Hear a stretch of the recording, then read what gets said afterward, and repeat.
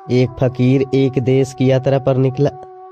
जब रास्ते में रात हो गई तो वे एक व्यक्ति के घर रुक गया। उस व्यक्ति का नाम था आनंद। आनंद ने उस फकीर की खूब सेवा की और दूसरे दिन आनंद ने फकीर को उपहार देकर विदा किया। वह फकीर आनंद की सेवा से बहुत खुश हो गया और दुआएं देने लगा कि हे भगवान, आनंद को हमेशा खुश रखना और वो हमेशा दिन प्रतिदिन आगे बढ़ता ही रहे। इस बात पर आनंद हंसने लगा और फकीर से आनंद बोला, हे फकीर, जो है वो भी अब नहीं रहने वाला। इस बात पर फकीर आनंद की तरफ देखता ही रहा और वहां से आगे चला गया। कुछ साल बाद फिर फकीर आनंद के घर आया और देखा सारा धन और सारी संपत्ति सब कुछ चला गया है। आनंद एक गांव के ही बड़े जमींदार के यहाँ नौकरी कर रहा है। वह फकीर आनंद से मिलने के लिए वहां चला गया। आनंद ने उस सभाओं में ही उस फकीर का स्वागत किया और झोपड़ी में ही फटी चटाई पर ही बैठाया। उसके पास खाने के लिए जो रूखी सूखी रोटी थी वो खाने के लिए फकीर को दे दिया।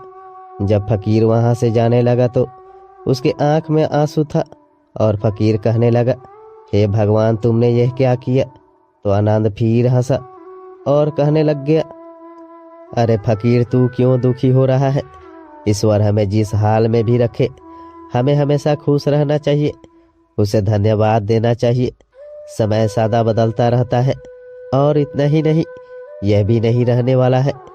इस पर फकीर सोचने लगा कि मैं तो केवल वेश में ही फकीर हूँ, लेकिन सच्चा फकीर तो तुम हो आनंद। कुछ साल बाद फकीर फिर से यात्रा पर निकला और आनंद से मिला और देखा तो देखता ही रह गया, क्योंकि सब कुछ बदल चुका था। आनंद अब जमींदारों का जमींदार बन चुका था।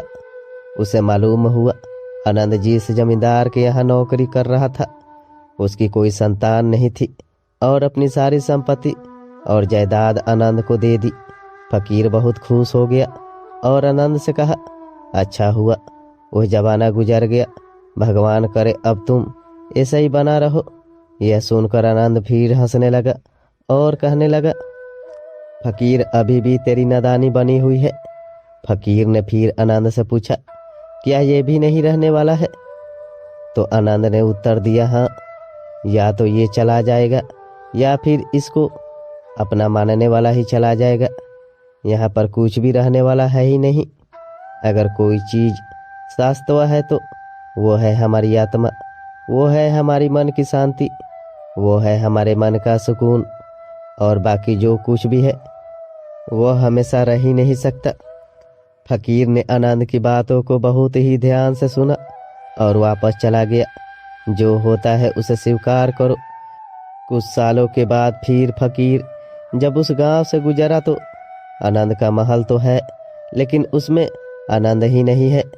उसमें कबूतर गुटुर गुर कर रहे हैं। आनंद अब इस दुनिया में नहीं रहा, उसकी मृत्यु हो चुकी थी।